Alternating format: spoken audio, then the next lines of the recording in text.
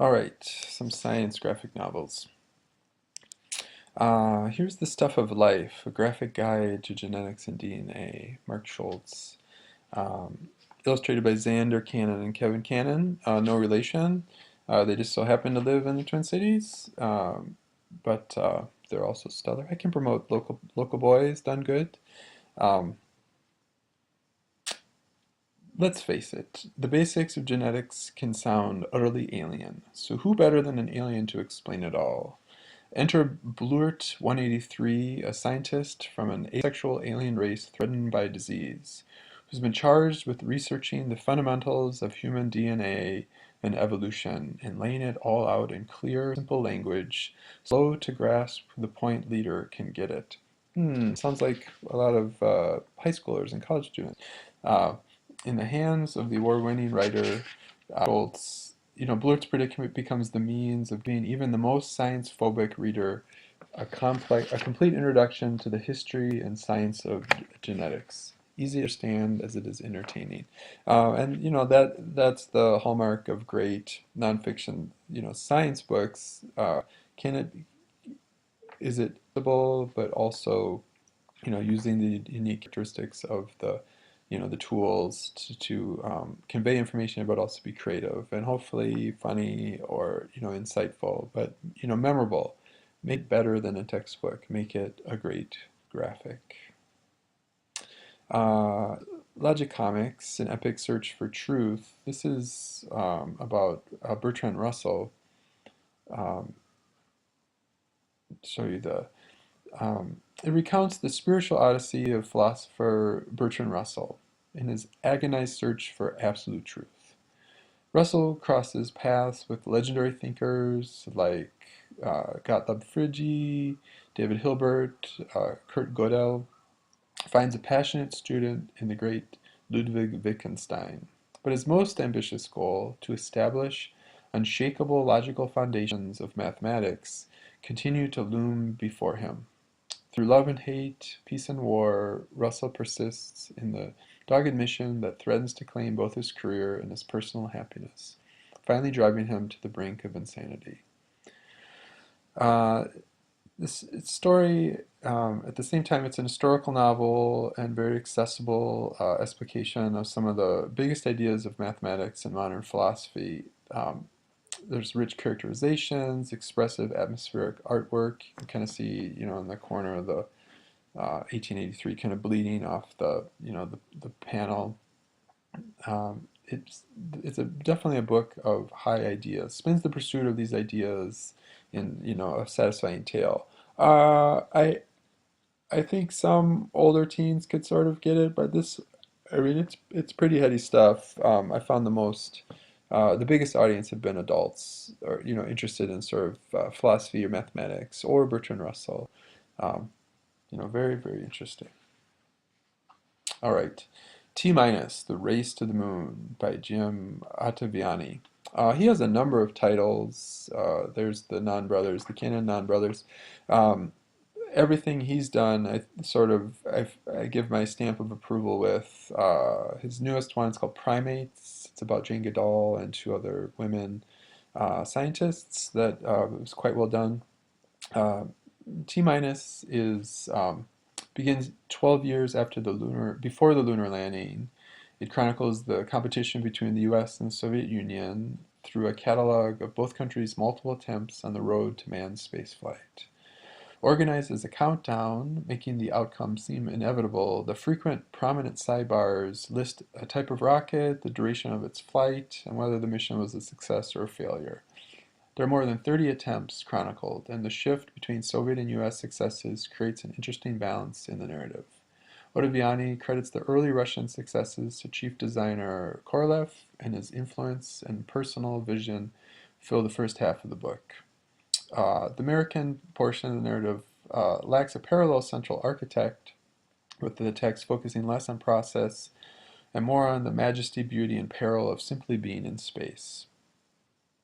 The story is necessarily condensed. The author notes approximately 400,000 people worked on the U.S. projects overall, but plentiful information is provided in the numerous panels and explanatory captions per page.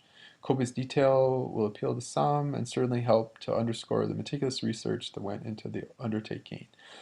He's, you know, he's very particular with facts and particularly the scientific process.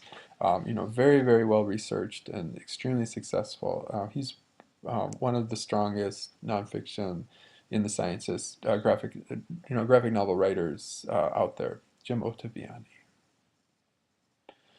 We have Trinity, A Graphic History of the First Atomic Bomb, Jonathan Feder-Worm. The months of research and testing for atomic weapons, which had started out of curiosity by the world's most brilliant minds, led to the momentous and terrible bombings of Hiroshima and Nagasaki. Critical period in modern history is detailed in this graphic. It's an historical, scientific, largely nonfiction. There's sort of, dialogue between historical figures from primary first-hand written accounts to preserve historical accuracy. Early part of the novel is focused primarily on the discovery of the atom and radioactive elements through the works of Pierre and Marie Curie, Niels Bohr, Rutherford Hahn, and Strassman.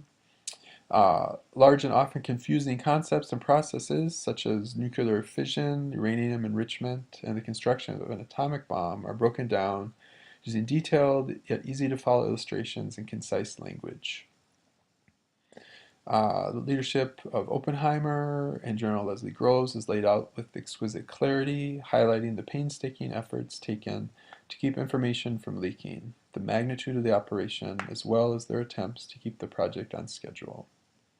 The beginning is a little bit heavy on scientific fact, but the detailed black and white art is filled with really dynamic imagery, and you can kind of see like emotional portraits of the scientist. Really trying to bring out the human in the scientist. You kind of the panel, or just sort of the um, such a challenging and intense experience working on the bomb, and the element, the actors, the participants, just a really strong graphic. High school to adult, there's nothing wrong with it. It just, maybe middle school could handle it, but it sort of, particularly students researching about the history of the development of the bomb, very, very accessible. All right, just a few on journalism. Some of you probably know of Joe Sacco. He's sort of the most renowned investigative journalist working in the graphic novel format. This is Safe Area Garage Day, War in Eastern Bosnia, 92 to 95. His reportage in Palestine, just extremely compelling. Um, his work. Safe Area Garage Day, the war in the former Yugoslavia. He spent 5 months in Bosnia in '96, immersing himself in the human side of life during wartime, researching stories that are rarely found in conventional news coverage. The human element really makes this so accessible for readers and your patrons who just want to get a sense of what peoples are experiencing, in intense political environments.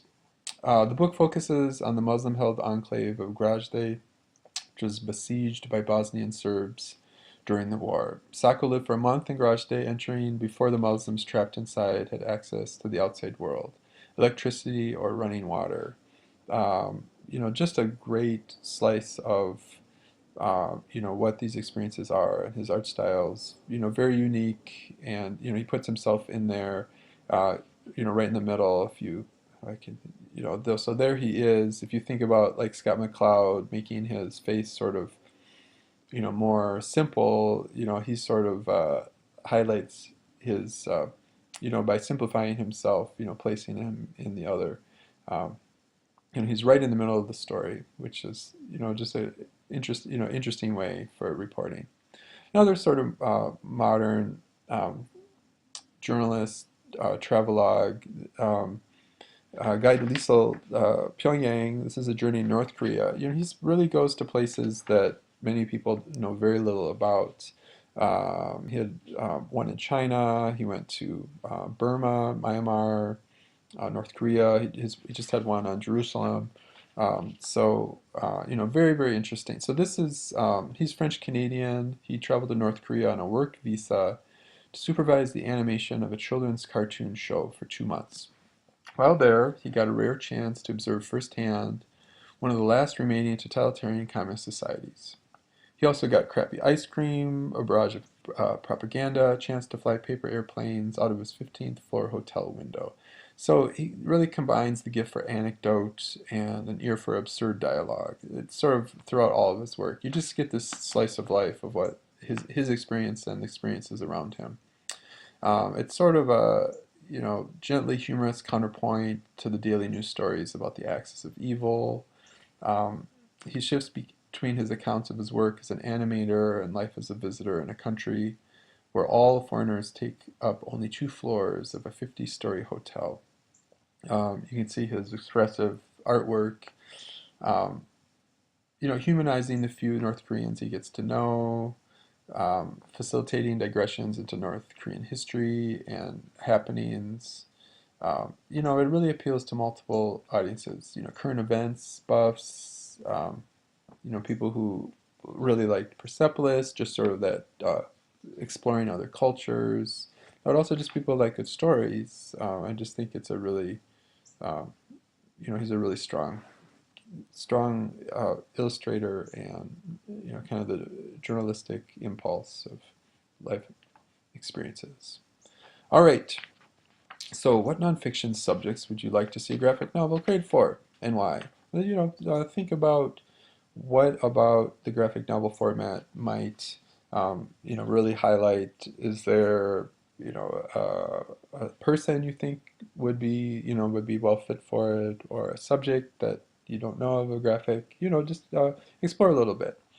And then how would you maybe promote March and My Friend Dahmer to library patrons? I mean, I talked a little bit about my experiences with Dahmer, but riff off me or I think they're really strong works, and where would they best fit?